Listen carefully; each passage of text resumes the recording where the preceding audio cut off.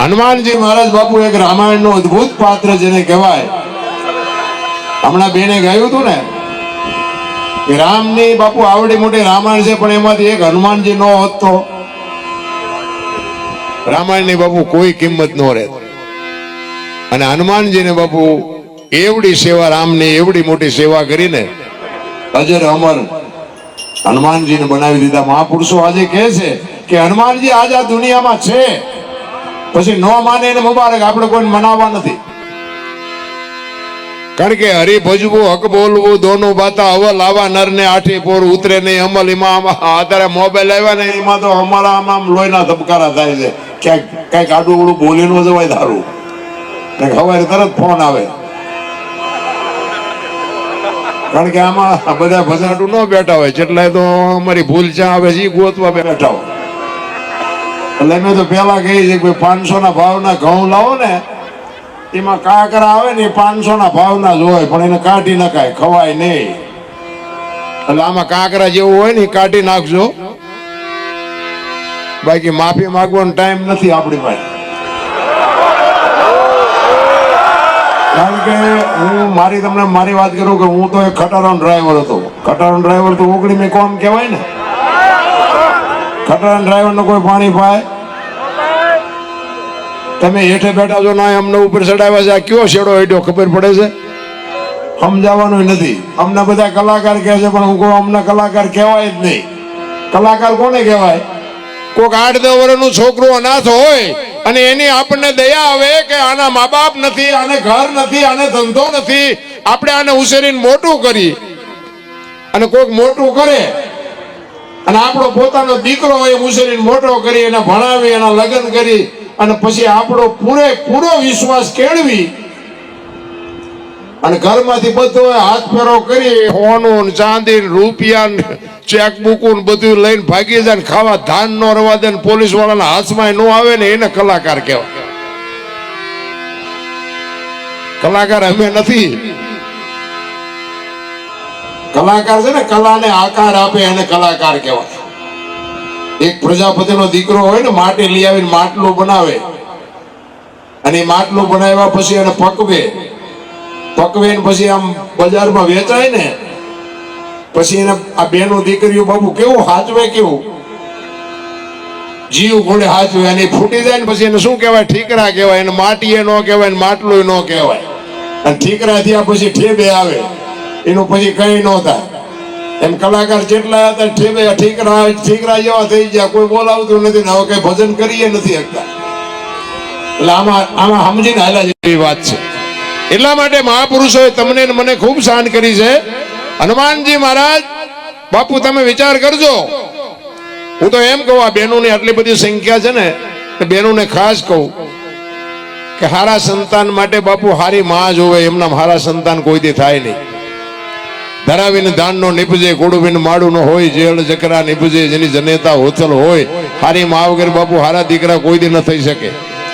ભગવાન ને કહ્યો હારો દીકરો દે, હારો દીકરો દે. શું અહીંયા દુકાન છે તો તમને હારો દીકરો દઈ દે?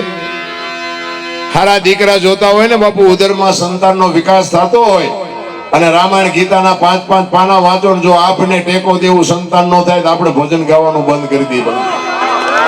આપણા શાસ્ત્રોની તાકાત, આપણા સંતોની તાકાત. એક 5 પાના રામાયણના, ગીતાના, ભાગવતના વાંચો. છત્રપતિ શિવાજી મહારાજ જીજાબાઈના ઉદરમાં હતો તેથી રામાયણ ને ગીતા ઓગાળીને પાઈ દીધી હતી માએ. એવી માને ખુમારી જોય. પછી દીકરો હોય કે દીકરી હોય, એને ખબર જ હોય કે મારું સંતાન કોઈ દી માય કાંગળું ન પાકે. એવી માને બાપુ ખુમારી જોય. વહુ હારો ભેગા પાણી પૂરી ખાતા હોય તેની પરજા જેવી થાય. એમાં હું દીકરાની આપણે રાહ જોવાની. ગોપીચંદ ને ભરતની વાતો ન હોય રામ. અને હું તો બહેનોને ખાસ કહું કે બાપુ તમે ભગવાને આપ્યું હોય, ખાઓ પીઓ, વાપરો, મોજ કરો, પણ દેહના પ્રદર્શન ન કરાય બાપુ. ફેશન નું માપ રાખજો. આ રામાયણ છે ને, હનુમાનજી નું પાત્ર છે, એટલે તમને હું અમુક વાતો કરીશ, ક્યાંય તમે નહીં સાંભળી હોય કે સીતાજી કે લક્ષ્મણ રેખાને ઓળંગી ગયા ને એનું હરણ થયું. તો તમે એમ માનો છો કે સીતાજીમાં શક્તિ નહોતી? અરે મિથિલા નરેશની દીકરી બાપુ અગ્નિનો ગોળો હતી, ગોળો. રાવણ માથે દ્રષ્ટિ પડે અને રાવણની બાપુ આ ધરતીમાં જમીન એક રાખ ન પડે, રાખ ઉડી જાય, ઈ શક્તિ હતી. પણ તમને અને માને માર્ગ બતાવ્યો છે કે જે લક્ષ્મણ રેખા ટપી જાય ને એનું આ દુનિયામાં હરણ જ થાય. પછી બાપ હોય, દીકરો હોય, માં હોય કે પત્ની હોય, જે રેખા ટપી જાય ને એનું આ દુનિયામાં હરણ જ થાય. રાવણ મરી ગયા, વેમમાં ન રહેતા, ગામો ગામ છે. રામાયણ છે ને તમને ને મને એક માર્ગ બતાવ્યો છે. તમે જો એક રામચંદ્ર પરમાત્મા કે હરણ ને મારવા ગયા કે હોનાનું હરણ હતું. હોનાના અણિયા હોય, તમને જેમ લાગે હોનાનો અણિયો અહીં આવ્યો હોય તો આપણે એમ કે આ કઈક કાલ્પનિક છે. હોનાનું અણિયું ન હોય તેથી રામને નહીં ખબર પડી હોય. પણ રામાયણે ઈ કીધું છે કે જે મોહની વાંહે દોડે ને એનું વાંહે ઘરમાં પતન જ થાય. બહુ મોહ વાંહે દોડવાની જરૂર નથી. એ રામચંદ્ર પરમાત્મા જો મોહની પાછળ ન ગયા તો સીતાજીનું હરણ ન થાય. રામાયણ છે તો રામાયણ છે. પણ તમારે અને મારે એક માણસની રીતે જો જીવવું હોય ને, આ ગાંડા થઈ જાય કે કોઈ વ્યસની થઈ જાય કે કોઈ ઝઘડા કરતા હોય, એ એમના નથી થતા, જગત જ કરાવે છે. હું પેલા નકરા ધોકા જ ફેરવતો હતો, ઝઘડા સિવાય હું બીજું કંઈ કરતો જ નહોતો. મારવાનું, માર ખાવાનું, મારવાના માર ખાવાનો, બસ આ જ કામ કર્યું છે મેં. ઈ કોકને દુખી કરતા હોય ને આપણું આંતરડી કકડે, હારવા નાનો માણા એને બિચારા આવી રીતે દુખી કરે. આ કુદરતનો ન્યાય છે. ઈ કોકના બાપુ માથે લઈ અને કોકને ધોકાવ્યા અને કોકની આંતરડી કઈ કામ કરી ગઈ છે તો મેળ પડ્યો, અને અમુકને આંતરડી કઈ ખોટી કકડી છે, દુખી થોડોક થયો છું. પણ નકરા માર્યા છે એવું નથી, મેં મારે ધરીને ખાતો છે. હિન્દુસ્તાનના બાપુ ચારે છેડા જોઈ આવ્યો છું, દુનિયામાં કાંઈ છે નહીં. મારી તો એક જ ભલામણ છે કે માને ને બાપને જાળવજો બાપુ, જિંદગીમાં કાંઈ ન કરવું પડે. મા બાપ જેવા દુનિયામાં ભગવાન ક્યાંય છે જ નહીં. કોઈને ભગવાન મળ્યો એવું મને દેખાતું નથી, અને કોઈને મળ્યો હોય તો મને ફોન કરજો કે આય કણે છે તો હું અહીંયા આટો મારી આવું. ભગવાન કોઈને મળ્યો નથી અને મળે નહીં. વિશ્વવ્યાપક નિરંજન નિરાકાર છે. ભગવાન આપણા જેવો છે નહીં. પણ આખી દુનિયામાં રખડો ને તમારું કામ ન થાય અને તમે તમારા ઘરે હોતા હોય, સવારે ખબર પડે કે તમારું કામ થઈ ગયું એટલે સમજી લેવાનું કે આવીને કરી ગયો, બાકી મળે કાંઈ નહીં. આખી દુનિયામાં લાવો લાવો જ કરે છે. અમે ગોકુળમાં ગયા હતા, ગોકુળમાં 4-5 ભાઈબંધ ફરવા. એક બાપુ બેઠા હતા, નાનો એવો હિંડોળો હતો ને કૃષ્ણ ભગવાનની મૂર્તિ હતી. અમે અહીંયા ગયા ને કે બેસી જાઓ, અમે બધા બેસી ગયા. એ કે 100 રૂપિયા લાવો. મેં શેના? એ કે કાનુડાને હિસકો નાખવાના. તો મેં કીધું કાનુડાની નીંદર બગડે ને અમારા 100 રૂપિયા બગડે, ભલે ને હું તો કે નાસ્તિક લાગો. મેં નાસ્તિક છે તેમાં તો કાનુડો દ્વારકા આવ્યો, અહીં કઈ છે નહીં, અમે તો અહીંયા આટો મારવા આવે. કાનુડો તમારી ભેગો છે અહીંયા આવીને આવી દુકાનો છે બાપુ દુનિયામાં, કાંઈ છે નહીં. માને ને બાપને જરૂર પડે ને તો એને કંઈક એની આતડી ઠારજો. બાકી હું કોઈ દી કોઈને કાંઈ ભલામણ નથી કરતો કે અહીંયા એટલું દાન કરો ને અહીંયા એટલું પૂન કરો ને અહીંયા કથાયું કરો.